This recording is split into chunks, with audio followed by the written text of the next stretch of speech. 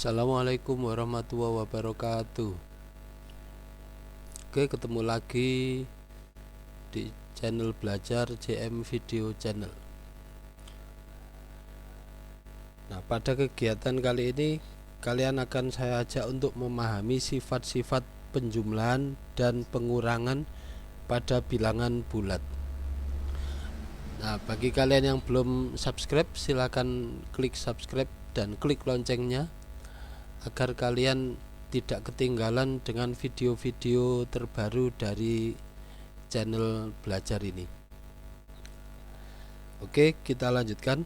Untuk memahami sifat-sifat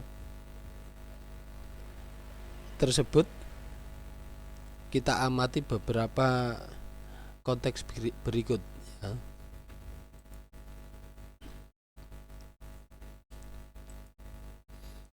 Mia mempunyai 3 boneka di rumahnya. Ketika ulang tahun, Mia mendapatkan hadiah sebanyak 4 boneka lagi. Berapakah boneka yang dimiliki Mia sekarang? Nah, maka alternatif penyelesaiannya adalah kita bisa menggunakan garis bilangan di bawah ini untuk memaknai penjumlahan 3 ditambah 4 ya. Nah, karena Mia memiliki 3 boneka, maka dari titik asal 0 ya, dari titik asal 0 ini bergerak 3 satuan ke kanan. Nah, jadi bergerak 3 satuan ke kanan. Nah, karena mendapatkan 4 boneka lagi, berarti terus bergerak 4 satuan ke kanan. Nah, sehingga hasil akhirnya adalah 7. Hasil akhirnya adalah 7. Jadi boneka yang dimiliki Mia sekarang adalah 7.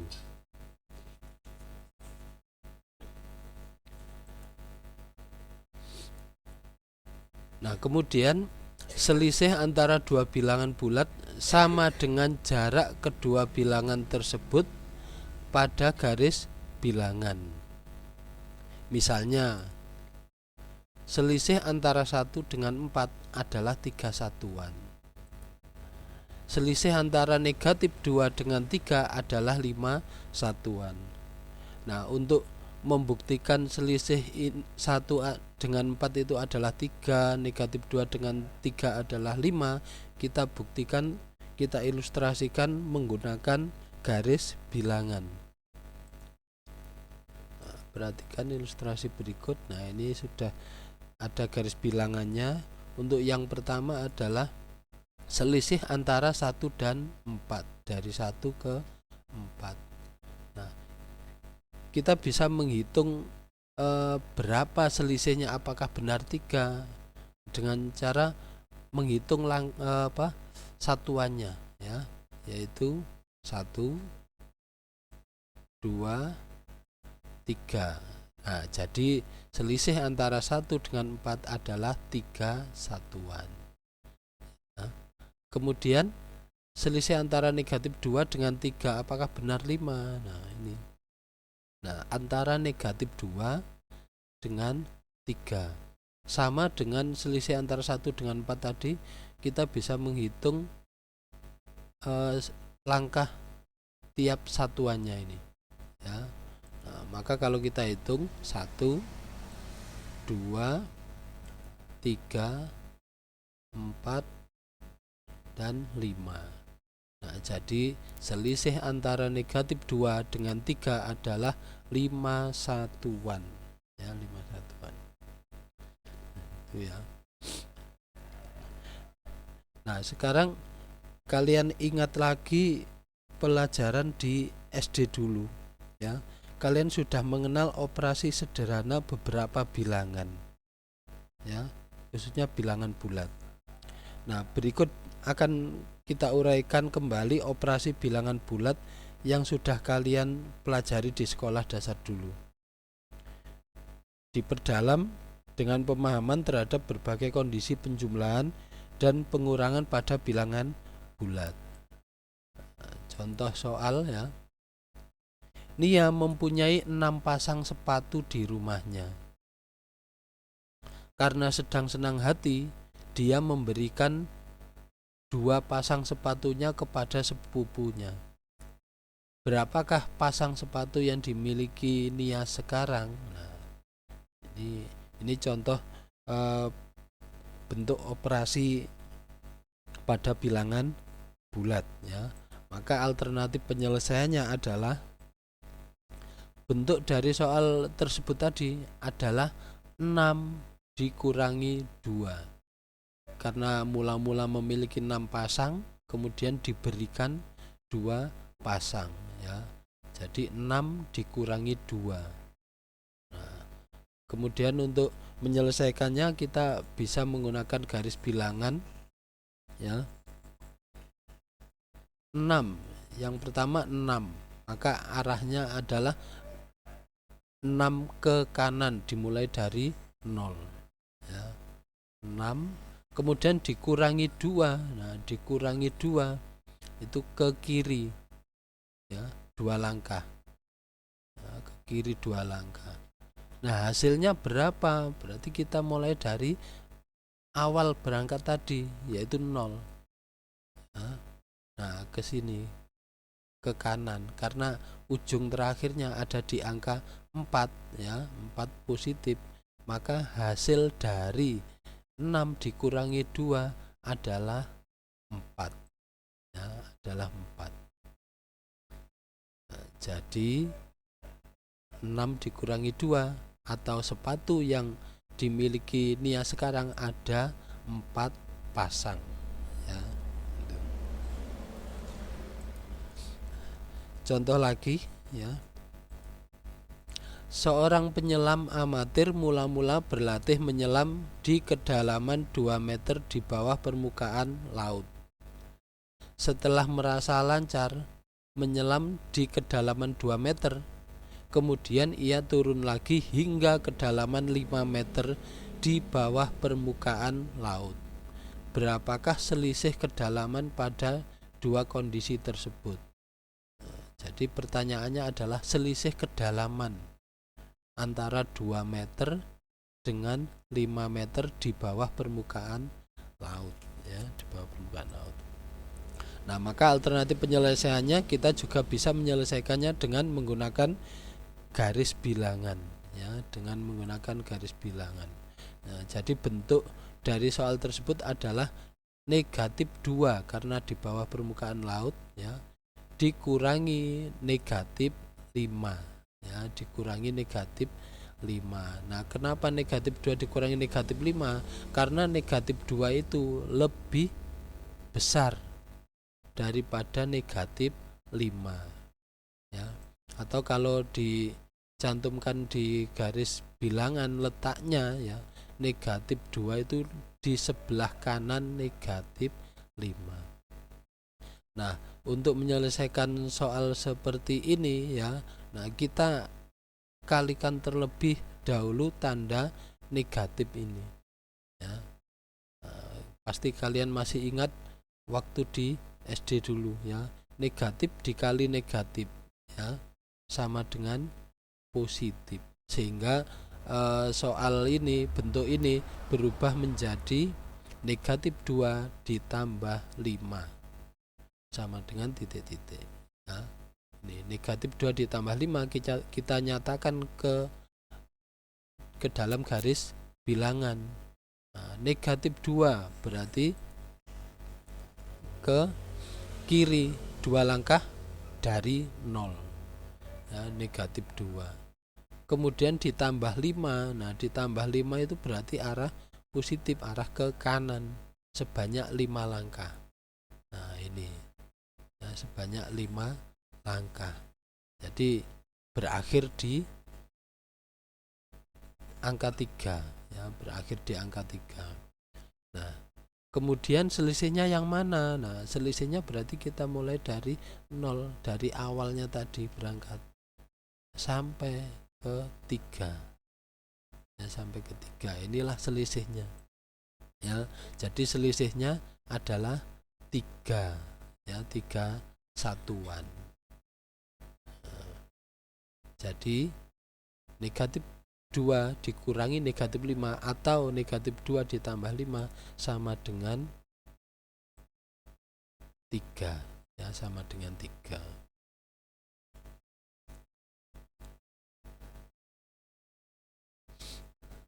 Nah, sekarang pertanyaannya, kalau contoh tadi itu adalah bilangannya sangat kecil-kecil, sama seperti ketika kalian belajar di SD dulu. Nah, ya, sekarang pertanyaannya, bagaimana cara menjumlahkan bilangan bulat yang sangat besar atau sangat kecil?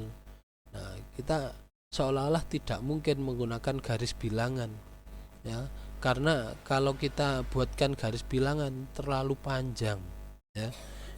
Kemudian yang kedua pertanyaannya, apakah hasil penjumlahan antara dua bilangan bulat hasilnya juga bilangan bulat? Nah, apakah benar seperti itu? Nah, nanti kita buktikan, ya, kita buktikan. Contoh soal 800 ditambah 70. Nah, ini kalau kita buat garis bilangan terlalu panjang, ya, terlalu panjang. Nah, kemudian yang kedua 70 ditambah 800. Nah, ini dibalik, ya. Kemudian yang ketiga 180 dikurangi 120. Yang keempat 120 dikurangi 780. Nah, ini juga dibalik. Yang kelima 580 ditambah negatif 20, ya. Dan yang keenam 580 dikurangi 20. Nah, ini nanti apakah hasilnya sama, ya? Kita bisa ikuti kegiatan ini seterusnya, ya. Nah, kita coba gali informasi, ya. Gali informasi.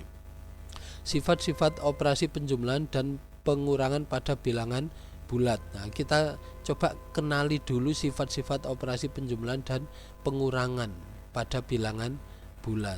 Yang pertama sifat komutatif, ya. Nah, ini juga sudah pernah kalian dapatkan ketika kalian masih di SD dulu, ya. Sifat komutatif.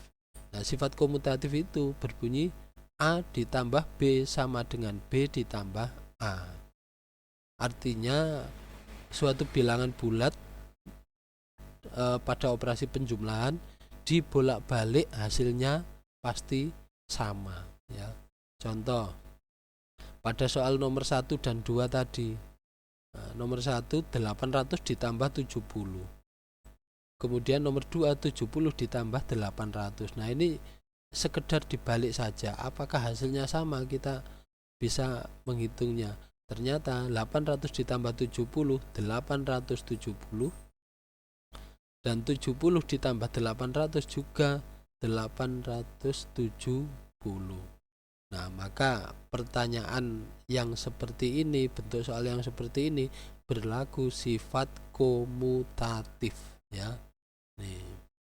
Kemudian sifat yang kedua asosiatif, ya, asosiatif. Nah, sifat asosiatif berbunyi A ditambah dalam kurung B ditambah C sama dengan dalam kurung A ditambah B ditambah C. Nah, di sini ada operasi penjumlahan, ketiga-tiganya penjumlahan. Tetapi B ditambah C untuk yang pertama ini dikurung.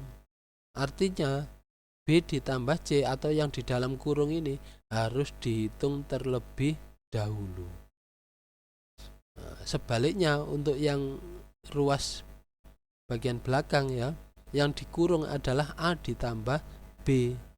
Jadi A ditambah B ini harus dihitung terlebih dahulu.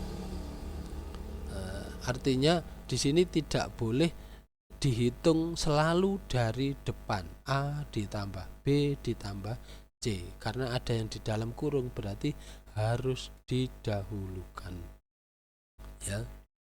Contoh soal 120 ditambah 30 ditambah 70. Nah, maka yang di dalam kurung ini 30 ditambah 70 harus dihitung terlebih dahulu. Berarti bisa kita sederhanakan menjadi yang kedua dulu ya. Yang kedua dulu 120 ditambah 30 ditambah 70. Nah, berarti yang awal ini harus dihitung terlebih dahulu karena ada di dalam kurung. Nah, dua soal dengan bilangan sama ya. Dengan bilangan sama, apakah hasilnya juga sama? Nah, kita coba sederhanakan dulu. 120 ditambah 30 ditambah 70. Ini kita hitung dulu menjadi 100 ya. Nah, kalau kita hitung 120 ditambah 100 sama dengan 220. Kemudian yang kedua 120 ditambah 30 kita hitung dulu. Hasilnya 150 ditambah 70 tetap sama dengan 220. Nah, maka pertanyaan yang seperti inilah yang disebut berlaku sifat asosiatif.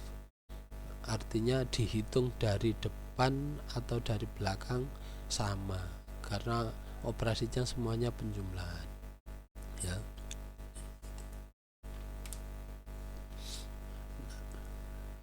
Nah, sekarang sifat-sifat operasi penjumlahan dan pengurangan masih sekitar sifat operasi penjumlahan dan pengurangan pada bilangan bulat ya. Nah,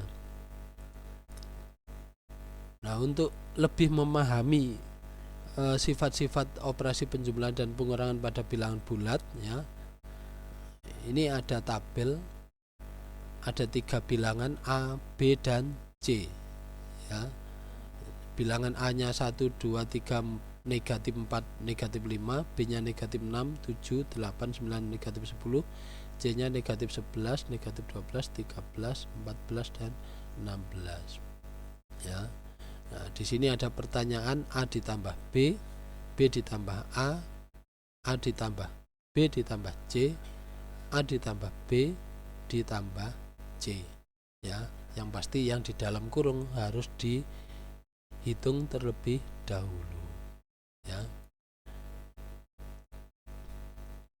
Nah, tugas kalian tadi bisa kalian lengkapi tabelnya, di buku kalian juga ada.